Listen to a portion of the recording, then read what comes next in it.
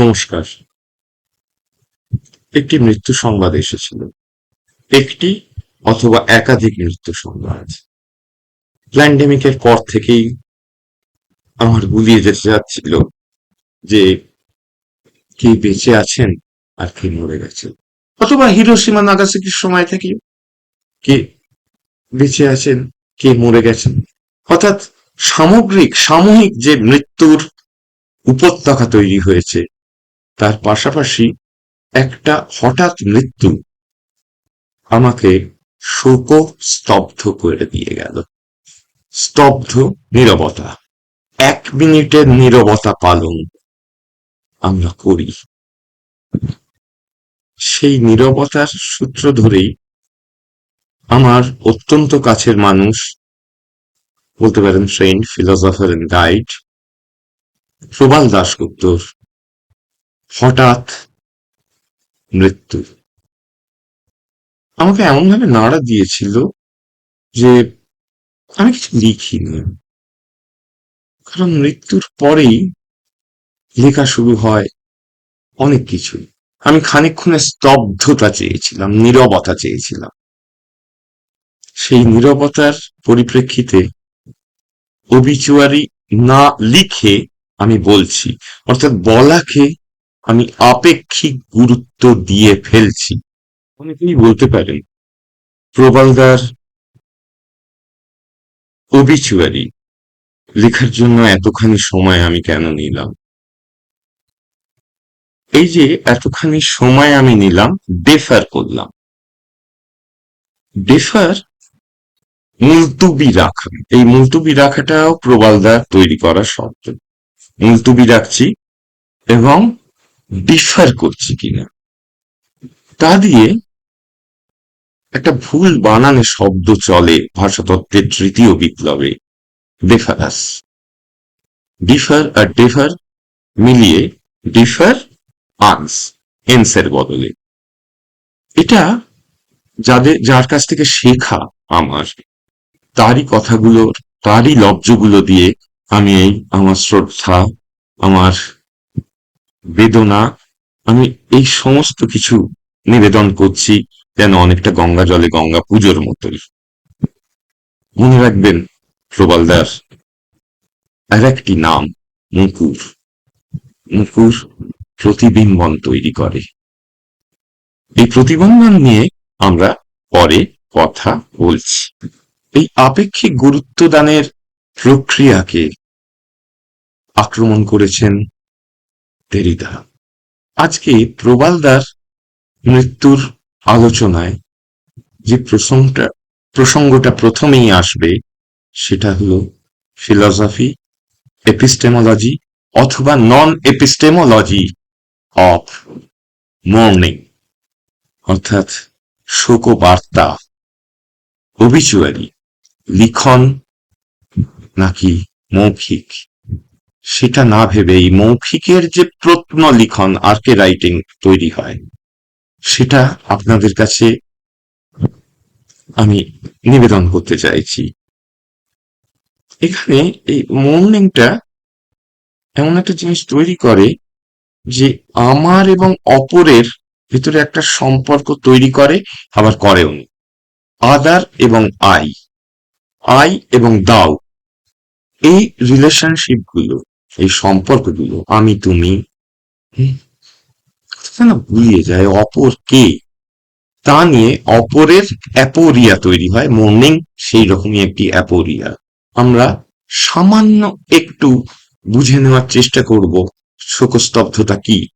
তার জন্য আমরা প্রথমেই রবি ঠাকুরের একটি গান দিয়ে আমি আমার শ্রদ্ধাঞ্জলি জানাচ্ছি। সেসুর, চমস্কি থেকে দেরিদা হয়ে প্রবালদা অব্দি আমাদের অত্যন্ত কাছের মানুষ, তার কাছে শ্রদ্ধা নিবেদন। আমার মুখের কথা, হ্যাঁ আমার মুখের কথা, তোমার নাম দিয়ে দাও ধুয়ে, নাম সিগনিফায়ার গুলোকে ধুয়ে দাও। সিগনিফায়ার গুলো যদি ধুয়ে যায়, না কথায় পৌঁছে যাই আমি। তাই রবি ঠাকুর পরের লাইনে লিখছেন, আমার নীরবতায় এই যে আমি এতদিন চুপচাপ নীরব ছিলাম, তার মৃত্যুর পর অনেক দিন কেটে গেছে, সে সময় এক ধরনের নিদিধ্যাসন চলেছে সেই নীরবতার মধ্যে। আমার নীরবতায় তোমার নামটি রাখো থুয়ে, রক্তধারার ছন্দে আমার দেহ বিনার তার, বাজাক আনন্দে তোমার নামেরই ঝংকার। নাম মুছে দিয়েও নামটা থাকে। এই মুছে দেওয়াটা হচ্ছে আন্ডার ইরেজার, অর্থাৎ যেটাকে মুছে দেয়া বলা হয়। সংস্কৃতিতে বিভেদ হয়, কেউ মুছে কেউ ছোঁচায়। বিভিন্ন সংস্কৃতিতে কোনো কিছুকে আমরা যখন মুছে দিই তার তলায়ও কিন্তু একটা জিনিস থেকে যায়, সেই মুছে দেওয়ার অস্তিত্ব। এটাকে বলা হয় ট্রেস। ট্রেসের অনুবাদ গৌতমদা করেছেন সংস্কার, ভারতীয় দর্শন। এই সংস্কার, ট্রেস, এই দুটোকে মিলিয়ে আমরা আজকে পড়বো যে কি ট্রেস রেখে গেছেন মৃত্যু। মানে কি ট্রেস? দেরিদার প্রশ্ন।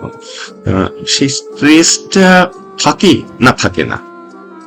এই নাম আবার ফিরে আসছে, বাজাক আনন্দে তোমার নামেরই ঝংকার। এরপর আসছে ঘুমের পরে জেগে থাকুক নামের তালা ধরো। কাকে বলে ঘুম, কাকে বলে জাগা, এটা নিয়ে প্রবালদার একটা ভালো আলোচনা, প্রতিবিম্বন নিয়ে আলোচনা এনেছিলেন মান্ডুক্য উপনিষদের কথা। 12 মাসে বেরিয়েছিল সেই লেখা। দেরিদা সংজাত লেখার ভেতর চলে এসেছিল মান্ডুক্য উপনিষদের ঘুম, জাগা, সুষুপ্তি। তা নিয়ে তার সঙ্গে কাজিয়াও করেছি আমরা। কারণ রণজিৎ গুহ যখন বললেন যে পরাবাক বলে যে জায়গাটা আছে সেটার কোনো দরকার নেই, প্রবালদা মেনে নিয়েছিলেন। কিন্তু আমি তর্ক করেছিলাম, ঘুম, জাগা এবং সুষুপ্তির পরবর্তী একটি পর্যায় রয়েছে, সেই জায়গাটা হচ্ছে ওই না বলা কথার জায়গা। ঘুমের পরে জেগে থাকুক নামে তারা তব, জাগরণের ভালে আকুক অরুণ লেখা নব, সব আকাঙ্ক্ষা আশায় তোমার নামটি জ্বলুক শিখা, সকল ভালোবাসায় তোমার নামটি রহুক লিখা। লিখন আসলে কি অন্য লিখন, সকল কাজের শেষে তোমার নামটি উঠুক ফলে, রাখব কেঁদে হেসে তোমার নামটি বুকে বলে, জীবন পদ্মে সঙ্গোপনে রবে নামের মধু, তোমায় দিব মরণক্ষণে তোমারই নাম বধূ। আমার বন্ধু মরণ, আমরা মানে ভেবে থাকি যেটা ডেথ দিকে এগোচ্ছি, অর্থাৎ বিং টুয়ার্ডস ডেথ। এটাকে উল্টে নিন, বিং টুয়ার্ডস ডেথের বদলে ডেথ টুয়ার্ডস বিং। এই কথাটা ভাবা খুব জরুরি হয়ে উঠছে আজকাল। বড় বড় যে প্রলয়ের ঘটনাগুলো ঘটছে, যুদ্ধের ঘটনা ঘটছে, তার সঙ্গে একক মৃত্যুর কোনো তফাৎ রাখতে চাইছেন না এই ফিলসফি অফ মর্নিং এর উদ্গাতা। তা অর্থাৎ নিউক্লিয়ার এপোকালিপস এবং একক মৃত্যু কোথাও যেন সমীকৃত হয়ে যাচ্ছে। এরকম একটা জায়গা থেকেই আমার ভেতরে একটা আনফেইথফুল ফিডিলিটি তৈরি হয়। ফিডিলিটি একই সঙ্গে বিশ্বস্ততার জায়গা, আস্থার জায়গা। কিন্তু এই মর্নিং আদতে এক ধরনের অ্যাপোরিয়া, যে অ্যাপোরিয়ার ভেতরে মানে যেখানে অ্যাপোরিয়াতে গুলিয়ে যায় কোনটা হ্যাঁ কোনটা না, বা ল অফ এক্সক্লুডেড মিডল যেখানে গুলিয়ে যায়, অর্থাৎ দুটোর মধ্যবর্তী অবস্থান, হ্যাঁ না এই বাইনারিতে চলা নয়, সেই অ্যাপোরিয়ার জায়গা তৈরি করছে আমার আনফেথফুল ফিডিলিটি। অর্থাৎ আমি একই সঙ্গে বিশ্বস্ত এবং অবিশ্বস্ত বটে। এই নন কন্ট্রাডিক্টরি কন্ট্রাডিকশনের সঙ্গে আমরা এবার মিলিয়ে নেব প্রবালদার কর্মযোগকে। সেই কর্মযোগই তো বেঁচে থাকে জ্ঞান ও যোগের সঙ্গে। জ্ঞান এবং কর্মকে, কর্ম বলতে আমি মানে ওই রিচুয়াল টিচুয়াল অগ্নিহোত্রাদি কর্মের কথা বলছি না, কি কাজ কাম আমি করেছি সেটা। তা সেই জায়গাটায়, অর্থাৎ এখানে মানে রিচুয়াল ছেড়াদ্দ এসবের ব্যাপার নেই। ওবিচুয়ারি লেখার যে বাধ্যবাধকতা, তার যে নিয়ম, সেই নিয়মগুলোকে আমি ভাঙতে চাইছি। হ্যাঁ, তাতে কেউ যদি রাগ করেন করবেন, কিন্তু এখানে তিনটে সমস্যা প্রশ্ন আপনাদের কাছে আমি রাখতে চাই। এক হচ্ছে, প্রবালদা ইডিওলগ হিসেবে কেমন ছিলেন, অর্থাৎ জনপরিসরের সঙ্গে তার সম্পর্ক কি ছিল।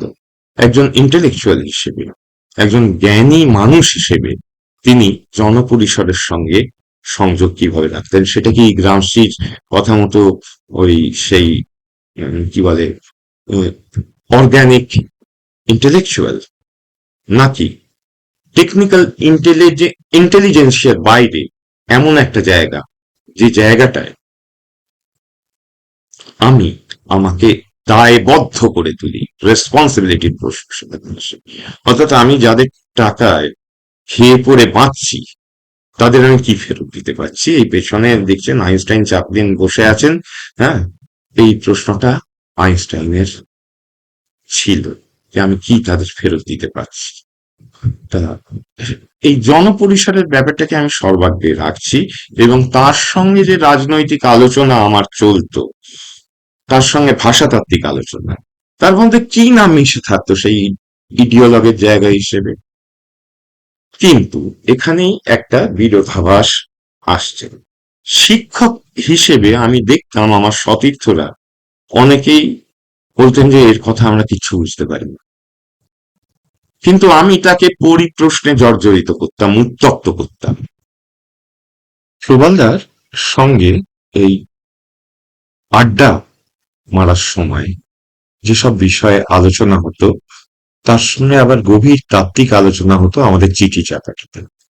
আমার একটি পেপার বেরোয়, সম্ভবত ইতালি থেকে, সেটা হচ্ছে ECP is dead, long live ECP. Empty category principle, সংক্ষেপে হচ্ছে ইসিপি। সেটা আমি বৈশেষিক দর্শনের অভাব পদার্থটি এনে ব্যাখ্যা করি। প্রবলদা প্রশংসা করেছিলেন সেটা। হুম, তা কিন্তু প্রবলদার একটা আপত্তি ছিল, ইসিপি ইজ ডেড, এটা চমস্কি কোথাও বলেন। হুম, তা আমার বক্তব্য তার উল্টো ছিল, অর্থাৎ মতান্তর তো হতেই। হ্যাঁ, তা মতান্তর মানে মনান্তর নয়, কিন্তু প্রবলদা আমাকে খুব ভালোবাসতেন। আম, আমার যে রক্ত ঘাম ক্লেদের গল্প, সেটা উনি লিখিতভাবে কর্তৃপক্ষকে জানিয়েছেন। তা সেইটা নিয়ে, ইসিপি নিয়ে একটা ঝগড়া হয়, তাতে যোগ দেন বিএন পটনায়ক। আহ, যে ইসিপি কি সত্যিই চমস্কি ছেড়ে দিলেন। Empty category principle, empty category principle বলতে বোঝায় কোন একটা জায়গা ফাঁকা জায়গা, অভাব আছে কিছু। হুম, আহ, সেই অভাব দিয়ে জায়গাটাকে বোঝা। আর চমস্কির ইসিপি ক্যাটেগরিকে ছেড়ে দেওয়া বা ছেড়ে নেওয়া, প্রবালদার সঙ্গে এটা নিয়ে আমাদের দীর্ঘ কাজিয়া হয়েছিল। শিক্ষক হিসেবে তার অবদানের জায়গাটার ভিতরে আমার মনে হয় আমার আস্পর্ধা কম নয়, ক্ষমা করবেন আমায়, অধিকারী ভেদ আছে। আমি একটু স্পর্ধা নিয়েই বললাম, সেই স্পর্ধাটা থাকা দরকার, যেটা প্রবালদার ভিতর ছিল। যখন আমি মানে আর্কিওলজি অফ বাংলা গ্রামার নিয়ে কাজ করছি, ফ্রেঞ্চ এম্বাসির ভেতরে আমাদের একটা আসর ছিল খাওয়া দাওয়ার। তা সেখানে এক সাহেব, তিনি চমস্কিয়ান সিনট্যাক্সই জানেন, তা আমাকে পরিচয় করিয়ে দিতে বলছেন, এই এমন একটা কাজ করেছে, ভারতবর্ষে প্রথম এরকম ভাবে কাজ হয়েছে, এই মেথোডোলজি। তা ফুকোর কথা উল্লেখ করেছেন। তা সাহেব বলেছে, কে ফুকো? প্রবাদা গেছেন ক্ষেপে, প্রচন্ড ক্ষেপে গেছেন। তা সেই ফ্রেঞ্চ এম্বাসির ঘটনা আমি ভুলবো না। কারণ এই স্পেশালাইজেশনের যুগে এইভাবে আক্রমণ করতে, আমার হয়ে আক্রমণ করছেন প্রবালদা, তা এটা আমার কাছে একটা আশীর্বাদ স্বরূপ। তা এইবারে তৃতীয় যে প্রশ্নটায় আসছি, বা সমস্যা প্রশ্নে আসছি, সেটা হচ্ছে অবদানটা কি। সেই অবদানের জায়গা নিয়েও আমার বলা, আমার মতো একজন মানে অজ্ঞানীর বলা, আমার মতো একজন বেগানার বলা আস্পর্ধাই ঠেকবে। তবু আমি চেষ্টা করব আমার ছোটখাটো যা জ্ঞান আছে সেইটা দিয়ে। কারণ এটা না বুঝতে পারলে প্রবালদার শুধুমাত্র যদি, প্রবালদা কেন, শুধু যদি সমস্ত মৃত মানুষের স্তুতি করতে থাকি, ভক্তে পরিণত হই, সেটা কিন্তু একটা সর্বনাশ ঘটায়। তো সেই জন্য এখানে জনপরিসরের যে রাজনীতি, তাতে আমি দেখেছিলাম, ওর সঙ্গে তো আমার আলোচনা হতো সেই দ্বিতীয় বিশ্বযুদ্ধ, হিরোশিমা নাগাসাকি থেকে চিলি দখলাইয়ানদের পতন, তারপরে জরুরি অবস্থা, ইন্দিরা গান্ধী, এগুলো নিয়ে প্রচুর পরিমাণে আলোচনা আমরা করেছি আড্ডা দিতে দিতে। আপনারা হয়তো অনেকেই জানেন না, সিমন নন্দীগ্রাম আন্দোলনের ক্ষেত্রে আমরা যখন মাঠে ঘাটে চড়ে বেড়াচ্ছি, সেই সময় প্রবালদা এই সিমন নন্দীগ্রাম আন্দোলনকে আন্তর্জাতিক স্তরে পৌঁছে দিতে পেরেছিলেন। আমি তার আহ, ধারা বজায় রেখেই স্টপ আদানি মুভমেন্টকে দেউচা পাচামির সঙ্গে অস্ট্রেলিয়াকে মিলিয়ে দিতে পেরেছিলাম। এটা তারই শিক্ষা। কিন্তু তার যে সিমন নন্দীগ্রাম আন্দোলন, তারপরে তিনি রাজানুগ্রহ পেয়েছেন, আহ সেখানে আমার একটু খটকা আছে। সেই খটকাটা নন পার্টিশন পলিটিক্স এর জন্য। হুম, তা সেই খটকাটা না হয় থাক, আহ, ভালো জিনিসগুলোতেই একটু গিঁট বেঁধে রাখি। এই অর্থাৎ শুধু ভাষাতত্ত্বের কথা নয়, রাজনৈতিক কথাবার্তা এবং পানীয় খেতে খেতে এমনও হয়েছে, পাতিয়ালায় গিয়ে আহ রমাকান্ত অগ্নিহোত্রী বলছেন যে, দেবু তুমি আমাকে, ওরা সবাই দেবু বলে ডাকতেন, দেবু তুমি আগে ওই পানীয়ের পেকটা নাও, তারপরে আমি তোমার সঙ্গে কথা বলবো। সে রাত্রিটা একটা অবিস্মরণীয় রাত্রি ছিল। আমি একটু দেরিতে পৌঁছেছিলাম পাতিয়ালাতে। সেই সময় আমরা নানান বিষয় থেকে বিষয়ান্তরে চলে গেছি, তার মধ্যে একটা প্রধান জিনিস হচ্ছে non formal linguistics. Non formal ওনারা বলেন পোস্ট ফর্মাল। তা এখন একটা শব্দ চালিয়েছে এইসব পোস্টিসদের জন্য, এ, সব গেল ধরাতলে গেল, সবকিছু মহাভারত অশুদ্ধ হয়ে গেল। তা আমি নন ফর্মাল কথাটা এই কারণে আনছি, পোস্ট ফর্মাল না বলে ফর্মালিটিতে বাইরে যাওয়া। এই ফর্মালিটির বাইরে যাওয়ার অনেকগুলো ধাপ আছে। চমস্কি ও সিনট্যাক্সের নানান মডেল গুলো যখন একের পর এক আসছে, তখন সেই খবরগুলো আমরা পেতাম প্রবালদা মারফত, বা আমারও চিঠিতে চমস্কির সঙ্গে যেটুকু যোগাযোগ সামান্য, তার থেকে মডেলগুলো বদলে বদলে যাচ্ছিল। সেই মডেলে নানা কাজ হচ্ছিল, প্রবালদা সবকটায় দক্ষ ছিলেন। আহ, এবার প্রবালদার পাশাপাশি বিএন পটনায়ক এবং রমাকান্ত প্রিন্স, এই যে মজলিসটা তৈরি হলো, সেই মজলিসের ভেতরে এসে গেলেন আরো কয়েকজন। তারা হচ্ছেন রাজেন্দ্র সিং এবং অ্যালান ফোর্ড, এই পোস্ট ফর্মাল লিঙ্গুইস্টিক্স এর, যাকে স্রষ্টা বলা হয়। এখানে প্রবালদার একটা ভীষণ বড় অবদান আছে। এই পোস্ট ফর্মাল লিঙ্গুইস্টিক্স এর ব্যাপারটা ভারতীয় ভাবে একটুখানি বুঝে নি, তারপর অন্যত্র যাব। তাদের নির্ভরশীলতা ছিল পাণিনিতে নয়, পাণিনির ওই ব্যাক্রিয়তে ব্যাকরণ, এই যে ব্যাক্রিয়তে বি আকরিত করা নাম হচ্ছে ব্যাকরণ, ইতি ব্যাকরণ। তা সেই ব্যাকরণের গণ্ডি থেকে বেরিয়ে এসে ব্যাকরণ মানিনার গণ্ডিতে গিয়ে হাঁসজারু তৈরি করা, এটা অসাধারণ ভাবে করেছেন এই ব্যক্তিবর্গ, এই মজলিসটা। ভর্তৃহরি পাশাপাশি পূর্ব মীমাংসা এবং বিশেষ করে রাজেন্দ্র সিং যার কথা বলতেন, এটা বলা যায় রাজেন্দ্র সিং এরই অবদান, যে নাগেশ বা নাগজি ভট্টকে ফিরিয়ে আনা। প্রবালদা এই ধারার এই প্রস্থানের একটা যুক্ত জায়গা তৈরি করলেন, যেখানে অনাকৃত ভাষাতত্ত্ব, আমি যেটাকে এখন আজকাল বলি কথাতত্ত্ব, তৈরি হয়। কথাতত্ত্ব কেন বলা হচ্ছে?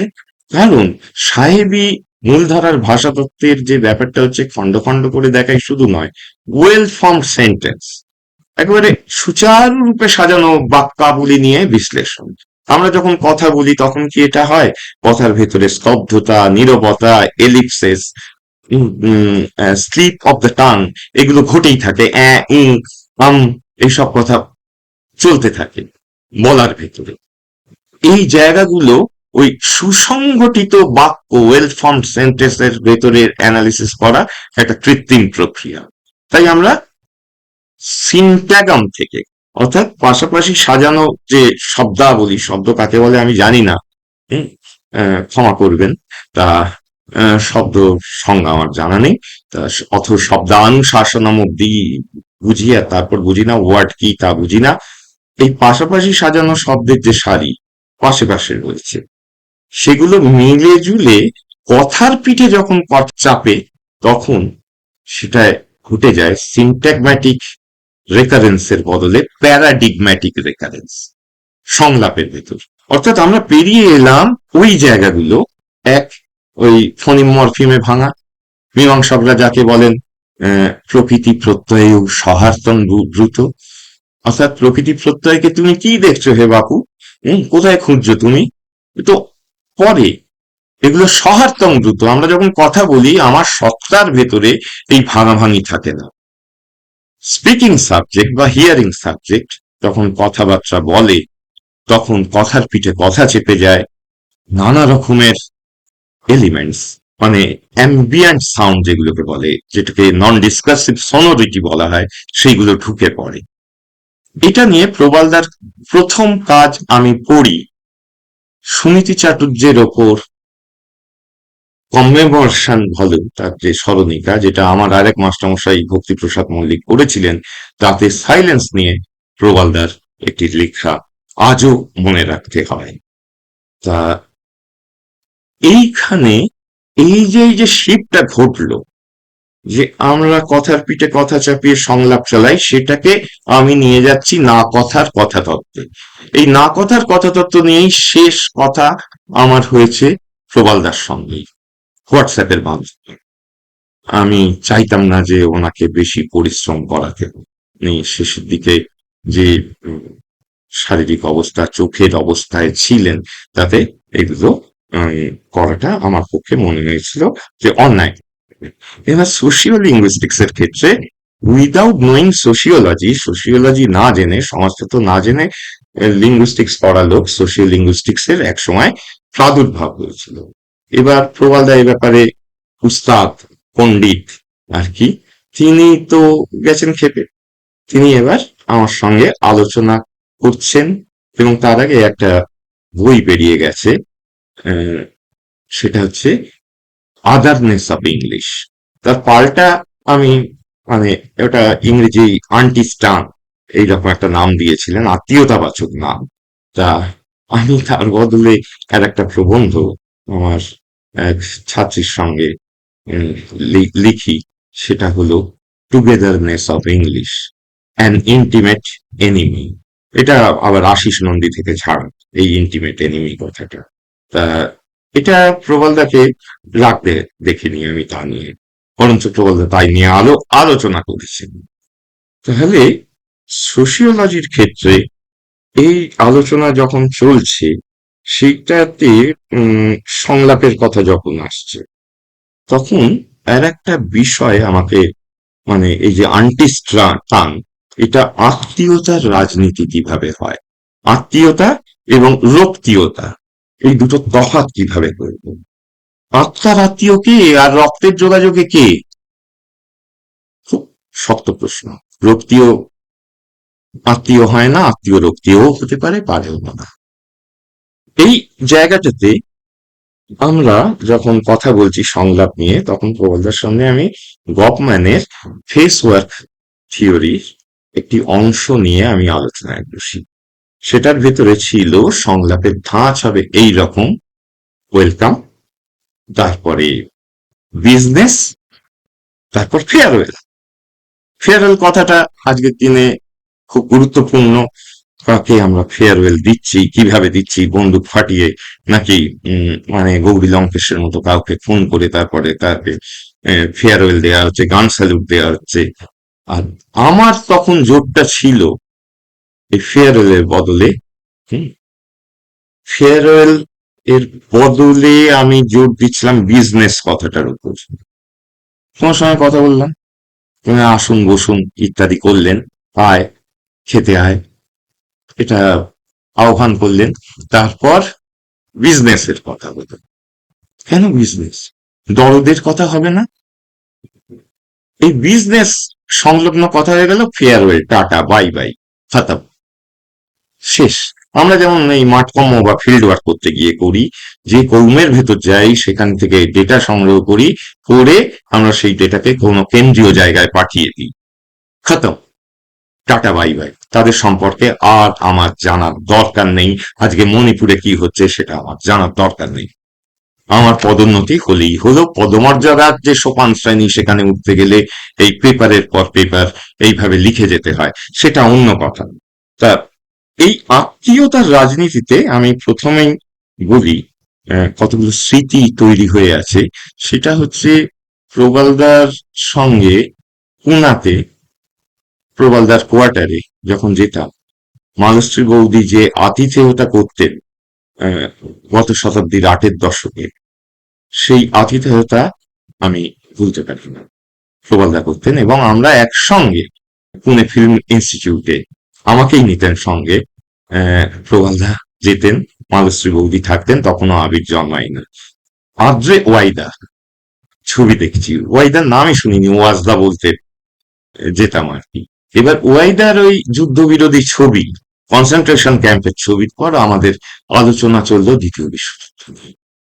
অর্থাৎ দেখুন, এই যে আত্মীয়তা, এই আত্মীয়তার সঙ্গে যে আতিথেয়তার রাজনীতি আছে, সেটাকেও আমরা মেলাতে পারছি। আমার মনে আছে যখন কলকাতায় এসেছেন প্রবালদা হায়দ্রাবাদ থেকে, আমি তার বাড়িতে দেখা করতে গেছি ফ্ল্যাটে। হুম, সেই ফ্ল্যাটে তার বৃদ্ধ বাবা এবং মা যে আতিথেয়তা দিচ্ছেন, সেটা আমি কোনোদিন ভুলবো না। আহ, আমার মতো একজন তুচ্ছ মানুষকে, তাদের মতো জ্ঞানী লোকেরা, তার মা বাবা অত্যন্ত প্রজ্ঞান মানুষ ছিলেন এবং আছেন এখনো, ঘুরে বেড়াচ্ছেন আমাদের চারপাশে। আসলে এটা আমি যেটা করছি এটা আসলে হন্টোলজি। হন্টোলজি মানে ভূতের অন্টোলজি, ভূতের সত্তা। আমার এই ঘরের চারপাশে দেখুন, আমার পেছনে ছায়া পড়েছে, প্রতিবিম্বন আর এক ধরনের তৈরি হচ্ছে। আমার সামনে আরো অনেকের ছবি রয়েছে, পেছনে রয়েছেন রাসেল, আইনস্টাইন, চ্যাপলিন। হ্যাঁ, আপাতত আপনারা এইটুকু দেখতে পাচ্ছেন। আর সামনে এখানে গান্ধী, মার্কস, রামমোহন, বিদ্যাসাগর, রবীন্দ্রনাথ, নিৎসে, ফ্রয়েড, কামু, এরা সব ঘুরে বেড়াচ্ছেন আমার আশপাশে। ওদিকে রজার পেনরোজ আর একটু ওখানে গেলে। এই এদের সঙ্গে সংলাপ যেভাবে চালিয়ে যাই আমরা, সেটা হন্টোলজির পর্যায়ে পড়ে। অর্থাৎ যাকে বলছি যে তিনি মারা গেছেন, এবার শোকস্তব্ধ হও, তিনি এখনো বেঁচে উপস্থিত আমার এখানে, তারা উপস্থিত, শুধু তিনি নয়, তাদের সঙ্গে সংলাপে না যেতে পারলে আমার রাতের ঘুম উঠে যায়। এই হন্টোলজি। অনেকে বলবেন আমি নিরীশ্বর নাস্তিক মানুষ, ভূতের কথা কেন বলছি। ভূত বলতে ওই যে আপনারা যা বোঝেন শাকচুন্নি, পেতনি ইত্যাদি, এসব নয়। এই ভূত হচ্ছে এই সেই সব মহাজন যারা আমাকে অনবরত আমার মগজাস্ত্রকে শানিত করছেন। সেই ভূতগুলোর সঙ্গে কথা বলার তরিকাটা কেমন হবে সেটা উনি ধরিয়ে তুলেছেন। এইবার আসি আতিথেয়তার রাজনীতির একটি বিশেষ জিনিসে, সেটা হলো যে হোস্ট গেস্ট রিলেশনশিপ কেমন হবে। অর্থাৎ প্রবালদার অনুবাদে মেহমান এবং মেজবা, অসাধারণ অনুবাদ। এই অনুবাদে যে আজকে যখন ভাষা নিয়ে যা তা কাণ্ড ঘটছে, এইসব শব্দ ব্যবহার করা যাবে না ইত্যাদি বলা হচ্ছে, আরবি ফার্সি শব্দ বাদ দিয়ে দেওয়ার কথা বলা হচ্ছে, তখন প্রবালদা হোস্ট গেস্টের অনুবাদ করছেন মেহমান এবং মেজবান দিয়ে। তা সেই সম্পর্কের রেশ আমি কিন্তু ওখানে পেয়েছি, এবং সেটা ওই ফেয়ারওয়েল ছাড়া, ফেয়ারওয়েল আজকে প্রবালদার সঙ্গে যেটা আমি এখন করছি, তার সঙ্গে একটা সংলাপ যেন চলছে। তাহলে এই যে এই আতিথেয়তা, এটা আমি কিভাবে নেব, কিভাবে গ্রহণ করব, বা আদার কখন সেলফ হবে, সেলফ কখন দাও হবে, এই একটা বিরাট সড়ক, একটা নয় একাধিক সড়ক, সেই একাধিক সড়ক এসে যেন জড়ো হয়। তা প্রবলদার আর একটা বড় ইচ্ছে, যেটা বলে আমি এখানে শেষ করতে চাই, ছিল দেবতার বিরুদ্ধে বিদ্রোহ। অর্থাৎ টাওয়ার অফ ব্যাবেল, যেখানে সব মানুষ বিভিন্ন ভাষায় কথা বলে, তারা টাওয়ার অফ ব্যাবেলে উঠে স্বর্গতে পৌঁছতে চাইছিল। তারা কিন্তু একই ভাষায় কথা বলতো প্রথমে। এবার দেবতারা বললেন যে টাওয়ার অফ ব্যাবেলটাকে ভাঙতে হবে। এই ব্যাবেল, ব্যাবেল, হ্যাঁ, হ্যাঁ, লিপস, বাবেল করা, হ্যাঁ, এই ব্যাপারটাকে ভাঙতে হবে।